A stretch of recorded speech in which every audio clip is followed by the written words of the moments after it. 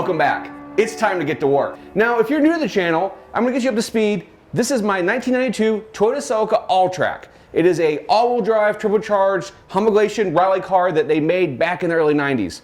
This one in particular, I've had for over 20 years, and there's some stuff done to it, including a 3rd Gen 3S GT engine swap. I've enjoyed this car for a long time. I've not had to do a lot to it the past couple years. I've just had chances to drive it around and enjoy it, but the time has come to finally do the clutch. So I'm gonna take you all on an adventure with me of taking everything apart, stripping it down, putting in the new transmission, putting the new clutch, and modding along the way. On the way in this journey, I'm also gonna talk about various mods we encounter as we go through this teardown. So let's go ahead and get to work.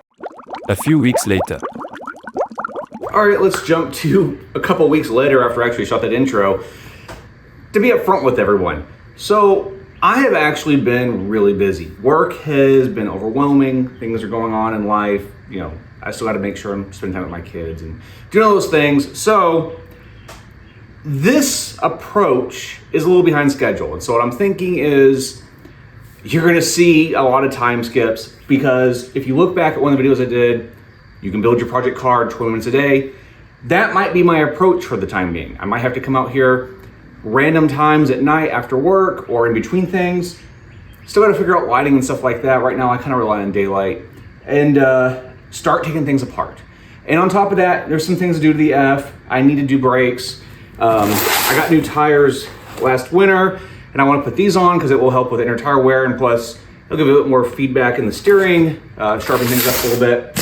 This literally just showed up from Amazon. This is a useful tool for when we actually start refilling the radiator, but that's gonna be a while from now because we need to drain everything so we can get this thing ready to take apart. And the first thing I wanna talk about is we're gonna take off the diffuser. This is the first thing that needs to go, and the reason being is there's a possibility when we lower the engine out, we're gonna go from the bottom and have to raise the car high. I don't know if the diffuser is gonna clear, and what will happen is the car will be pushed back far enough, I'm not gonna have room to take it off. So it's gotta go. Other thing I've got here, and I'm asking some questions of the forum because I really don't know yet. I've heard that some cleaners can be reactive with metals. So I have the 205 transmission here. I'm gonna clean it up. Doesn't need to be perfect, but it needs to be a little bit more, just less dingy for when I put it on. It's probably gonna get dirty again once I'm using the car, but it's just nice to have things as a clean start once you put it back together and you're just making sure nothing's leaking and everything's good. So let's go ahead and get this diffuser off.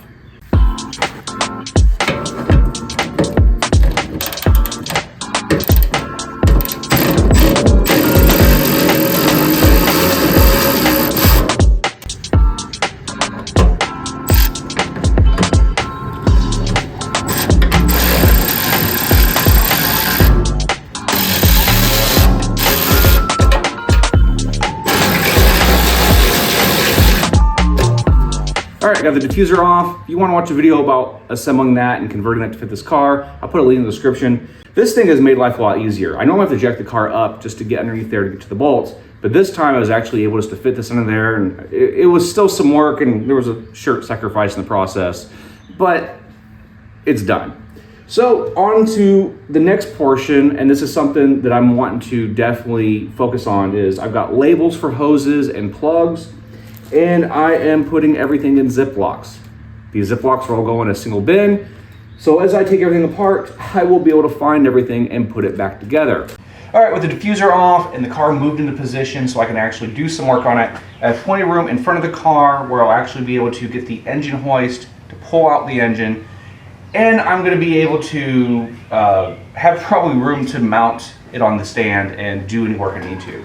Trying not to disrupt my normal garage life, so I still have room to park my car. And some stuff may end up in the spare bathtub, but I'm navigating that as I go.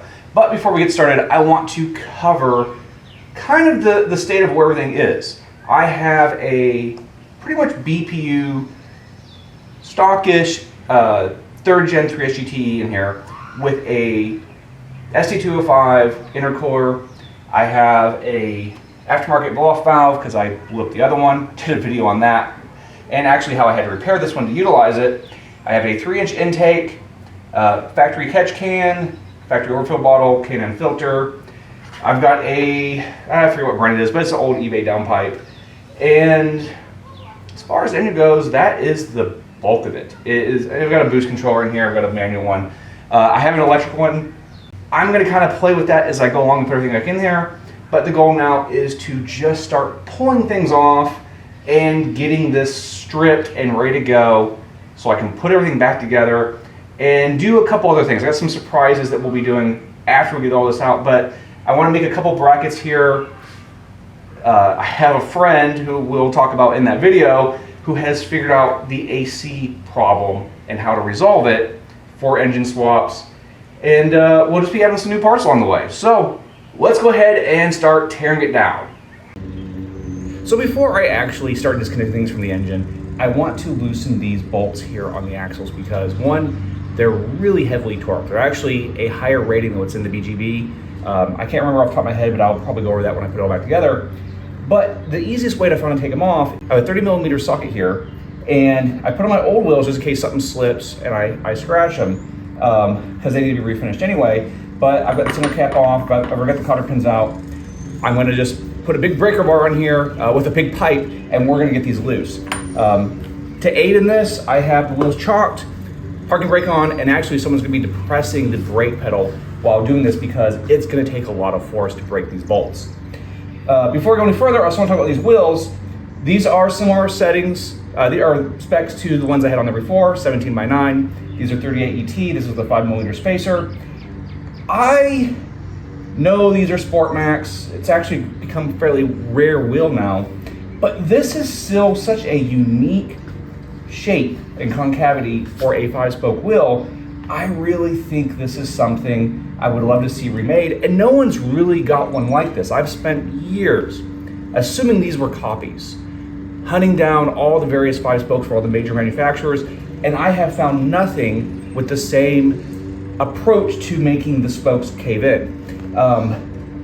That said, if these weren't 21 pounds, which I know is fair weight, I would prefer something in the 17, 18 pound range for a wheel.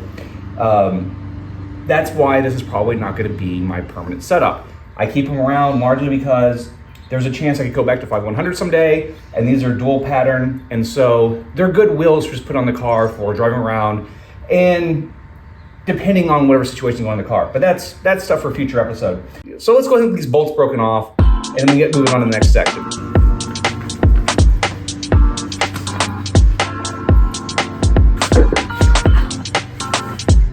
Now, while I'm not going to make you all sit through me taking apart every bolt and pulling everything out of here, what I would like to do is kind of show you some of my organizational approaches to how I do this.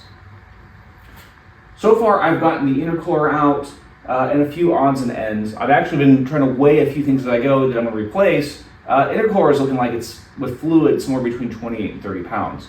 So depending on how much my entire front mount system is going to weigh, we'll see how much weight I lose through doing that. Now, to go into my organizational process just a little bit, and I'm sure someone's going to be out there and go, this is overkill. But I'm doing this for a couple reasons. One, I tend to come back and forth to projects, and since time passes, I forget things. Two, this is an undocumented swap. So it's a combination of 185 stuff and 205 stuff and custom stuff in between. And so I need to label stuff. And so I have these little red tags here to remind me where certain things are going to go. Because some of them make sense, and some, like for example, this goes to the back of the intercooler. Well, the intercooler is not going to be around. Or the old version isn't, so I'm going to need to swap things out. Then over here I have these orange things. So this is for any part of the harness that actually doesn't have a function. There's lots of ports on the original harness that really aren't going to anything. So what I'm going to do is trace them and make sure they don't connect to anything else, and if they don't, most likely they're going to get removed from the harness. Because as you can see, with the intercooler removed, this is just a mess. I hate working inside this thing largely because of all the wires and hoses. And if I can clean this up to a degree to where it's just easier to manage, I'm going to do it. This is my chance to do it, so I'm going to do it. And the other thing I'm doing is I am taking my bolts, I am putting them in Ziplocs, I am labeling them. They all are going to go in the smaller bin, and then any of the larger parts I want to protect will go in the bigger bin. The reason I'm doing this is, one, to protect things so don't get misplaced, and it just kind of keeps things organized and out of the way. That way, as I go and I actually put things back, it's easy to find and put back where it belongs. And maybe once I kind of get all this sorted out, I can kind of make a little list to add to the 205 swap pack on the All-Track forums.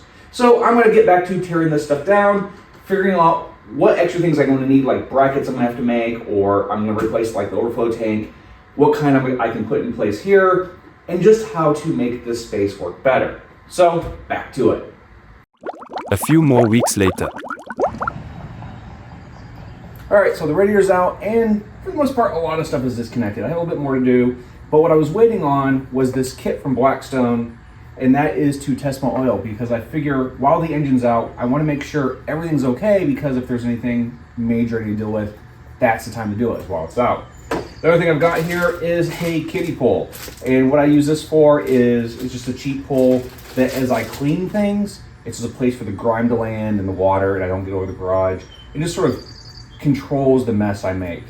A lot's been going on, work's been busy. I have another big project I'm working on. I've got some stuff to do with the F, which I'll try to film as it goes on. But since I've been jumping around so much and coming back and forth to this, I figure rather than making this a big monster video that covers everything, I think it's time to kind of wrap this one up, and then we can get going on the next one. The next big thing is I'm gonna go pick up a engine hoist, and I'm gonna pull the last few things on here, the braces, drain all the fluids, have everything ready to go, and then once I get the hoist next week, I'll pull the engine, I can start cleaning things, doing the new sills and everything, and we'll kind of cover things once we get to that point. So anyway, thanks for following along, make sure you guys like and subscribe, and we'll see you all next time.